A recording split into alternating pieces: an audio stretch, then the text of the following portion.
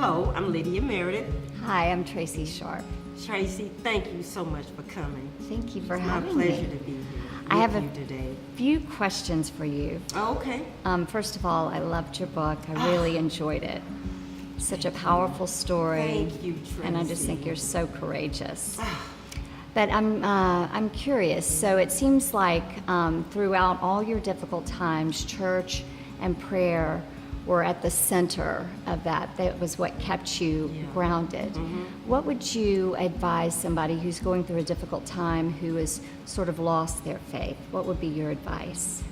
My advice to someone who has been through a very difficult time and lost their faith is to don't give up. Keep pursuing faith, because sometimes we may feel like God's not there, and because for some reason we don't feel that God is there to help us, especially when we experience really, really tough things.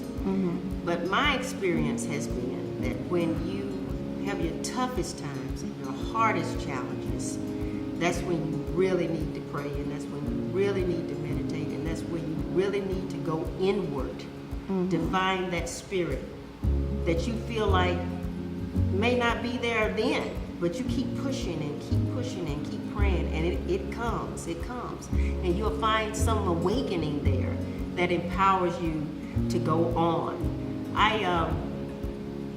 When I experience very difficult times in my life, I always go to prayer, because that's what my mother taught her children to do. Whatever you're going through, you have to go back to faith. Faith is where you're going to get through it. Faith is what that's going to give you the stamina to get through whatever you face in life. But sometimes we image God as a fixer. God is supposed to fix this, and then if God doesn't fix it, then we lose faith. But I learned at an early age that it's how we are conditioned, and it's how we receive challenges in our lives that gets us through. That God is not a fixer. God is someone who's there with you when you face whatever challenge you face. So the way people image God causes them a lot of times to lose faith in God, because they have this image of God, that God, you're supposed to fix every problem in my life.